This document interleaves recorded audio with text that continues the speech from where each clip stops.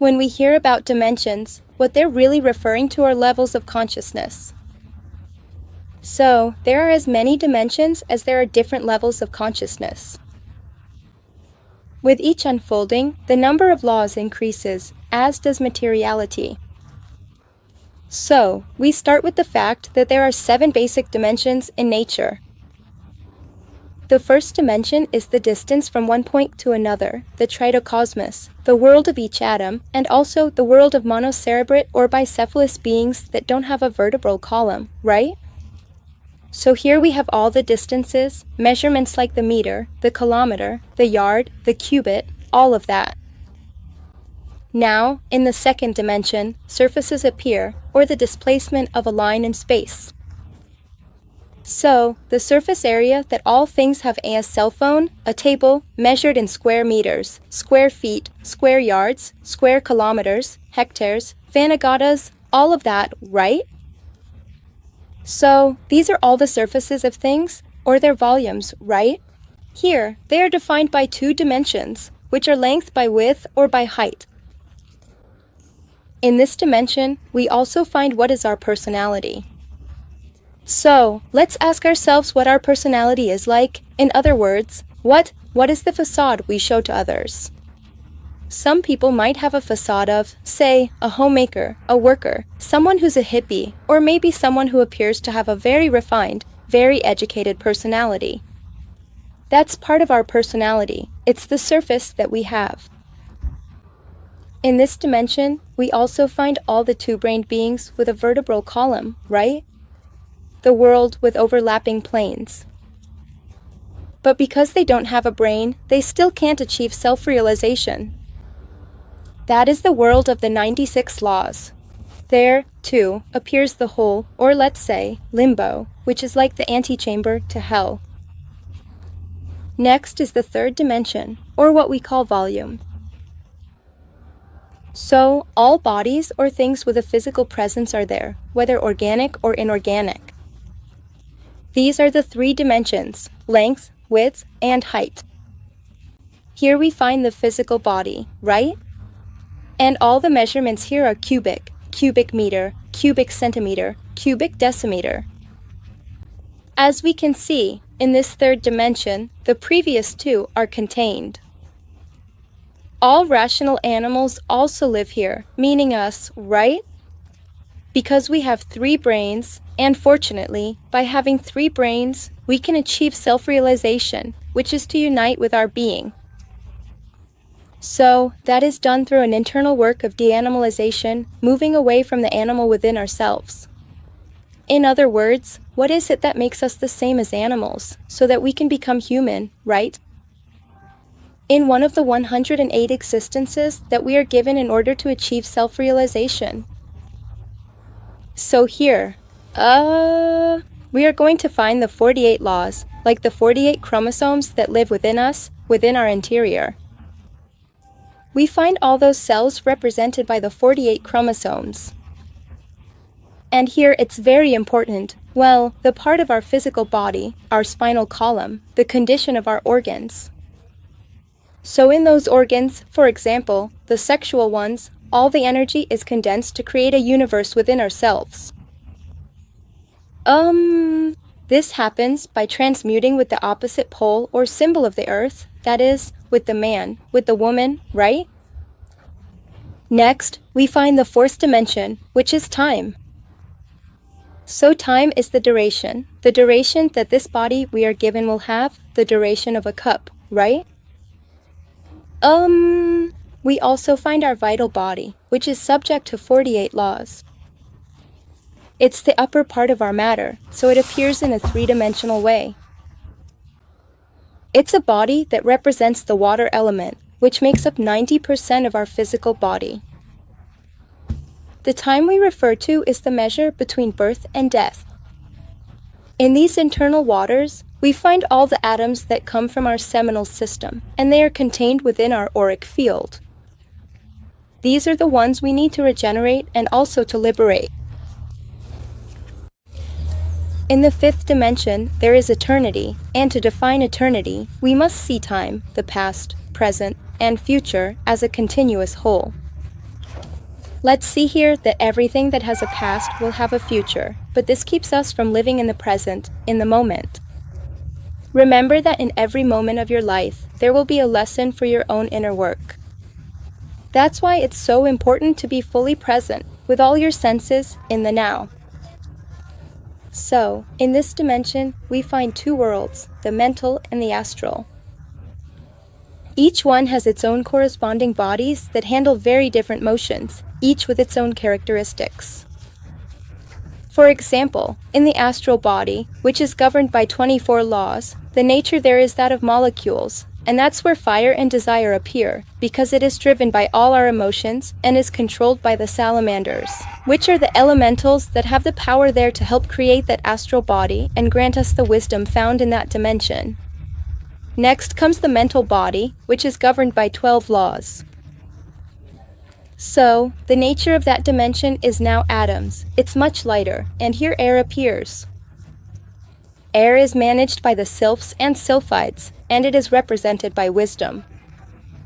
So, each of our ways of being, each of our atoms, has a different way of thinking. When we create that mental body, we will learn from the wisdom that the elementals there give us, and they will help us continue growing on this path. Next comes the sixth dimension, which is reality and truth. We find what is, what has been, and what will be. In this dimension, there is something very valuable, because these are the planets of the Christs, of all the beings who have walked this path and managed to become Christified, to fully illuminate their consciousness. They are worlds that are electromagnetic, worlds of immense light. We also find two levels that are different. First, the causal world, which is the world of will, the body of will, and it is governed by 6 laws. The nature of that dimension is electrical, formed by all the electrons and our atoms. It represents our word. The Christic beings created the universe through the word, working with sexual energy. Remember that energy, as we have said in previous lectures, has the power to create, and those beings are creating universes, life on all the planets thanks to the marvel that is sexual energy, and it is expressed through the word. Then, there is also our human soul. So, when we create that body, we will unite with that human soul within us. There is the Buddhic world, the world of consciousness. Here we find only 6 laws. The nature of that place is magnetic. It is controlled or formed by all the protons of the atoms. Here it is said that the reason for being is being itself. This body is elevated. This body did not fall into oblivion, into degeneration. It simply became disconnected. It is the divine soul. Our divine soul will unite with us when we do the work of purifying our inner self. The 7th dimension, which is the great reality, is the world of complete light. It is the atmic world. There, we find ourselves with our innermost, that is, with our real being. Notice that everything here is subject to 3 laws, meaning the vibration of that place is much higher. It's absolutely marvelous. The nature there is photons, it is pure light. The lowest our being can reach, because our being comes from the world of spirits, is the Christic principle within each of us, just the very beginning of this whole process of self-realization. And that's where our personal warrior resides. The atmic body didn't fall either, it's just disconnected. Right? But we need to awaken it within each of us and be able to unite with it. As we can see, as we move up through the dimensions, the number of laws also decreases. The nature here is cellular, etheric, molecular, atomic, protonic, and photonic. So, each dimension is going to represent a higher level of consciousness. As we recover our waters and work with the creative sexual energy, those purified waters rise up the spinal column. The spine, as you can see, is shaped kind of like an elevator, and so it goes up, climbing vertebra by vertebra to first regenerate our physical body, then our vital body, and to create those higher bodies of nature. So, the bodies are created through the work or wise use of sexual energy, right? In order to achieve birth. And it's very important that every day we're given, which is a gift, we work to achieve balance in our centers. The balance of the centers is achieved through the work of self-observation and psychological death, preventing those defects that live in our ways of being from draining our energy. For example, let me give you something that could happen. It turns out you're at work and your coworker didn't do what they were supposed to present to the boss. What happens inside you? What happens in your emotions? What thoughts come up about the other person? So you get angry, you feel upset, you feel a sense of discomfort, you feel like telling them something, you feel afraid of losing your job, you get nervous. All those defects drain sexual energy, right? And they're always trying to manipulate us, because, let's say, when anger takes over, then come the yelling, the fighting, the arguments, the headaches, the body gets sick. Our defects are constantly draining our energy, and since we're not aware of it, we just give it away, instead of investing it and giving it to our own being.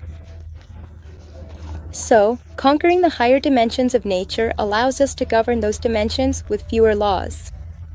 Right? And this is done in the abyss. When I talk about the abyss, I mean working exclusively with the shadows. In other words, no one is going to achieve self-realization or enlightenment by fantasizing about figures of light. I mean, like in a church where everyone speaks nicely to you, or in a spiritual group where they tell you that just by thinking positively, you've already embodied your being or united with your being. The work with divinity is done by getting to know your own darkness and rescuing the wisdom that each defect holds within us. So, when you look at your defects, you'll see that there's a portion of wisdom trapped there, and it wants to control you and take away all the light that belongs to your being. So you'll notice defects inside yourself like lust, anger, stress, fears, attachments, anxieties, sadness, and traumas you've experienced and haven't known how to overcome. So, working with the 3 factors of the revolution of consciousness is what will allow you to conquer the higher dimensions of the universe. Psychological death allows us to free our consciousness, right? So remember in that movie Lucy, where she awakened 100% of her consciousness and had all the intelligence of the cosmos, of the universe. Dying to the ego will allow you to have intelligence because you recover what was trapped by the defect and unite it with your being. And your being is higher intelligence, divine intelligence, right? The death of the ego allows us to purify the creative sexual energy. Birth, right, is going to help us create the existential bodies of the being. And service to humanity is the only way to de-egoize oneself, to awaken love, right? The only law that the Absolute has is love. That's why it's so important to help all human beings come out of darkness and find their true reason for being. So, in conclusion, it's not possible to ascend to higher dimensions without eliminating the heavy things inside oneself, and every day you're going to find heavy forms in your psychology. The important thing is that you stay in the present. We have to eliminate our personality, right? It's not possible to have real representation in a dimension without having created the corresponding body or regenerated the body of that dimension. We came to planet Earth with a very important and valuable purpose, which is to unite with our being. We are here to be able to unite with the divine, and for that we have to recover consciousness, to recover and awaken 100% of our consciousness in order to achieve self-realization, which is the union of the human part with the divine part, becoming identical to one's own spirit. Without working on ourselves, it's also not possible to create anything. It's also necessary to know about the different dimensions that exist in nature. For example, here it's important to eliminate the defect we have, which is laziness. Laziness is, let's say, I think for me it's one of the things I've had to work on the most, because laziness makes you get stuck, makes you not do anything, not do any practice. But if you start, like, well, instead of looking at your phone, for example, spending 2 hours just zoning out, I'm going to use that time to, do a meditation, you know? So I'm going to enter the 6th dimension. I'll be able to verify the existence of the 7th dimension where, well, I'm telling you that's where all those Christified beings are who have done this work of, eliminating the grotesque parts of the ego within themselves and who are now pure light. Then comes the transition from the 3rd dimension to the 5th, which is achieved by consciously doing an astral projection. In other words, when you enter the world of dreams, you realize that you're in that dimension and you can learn all this knowledge from your true self, because this knowledge will be given to you, it's your real self. Then there's the transition from the 3rd dimension to the 4th, which is achieved through states of jinn, right? So I'm going to leave you a little chart so you can keep it in mind and know which exercise you need to do to experience the different dimensions that exist in nature and in the universe, okay? Remember that practice is the only thing that makes a master.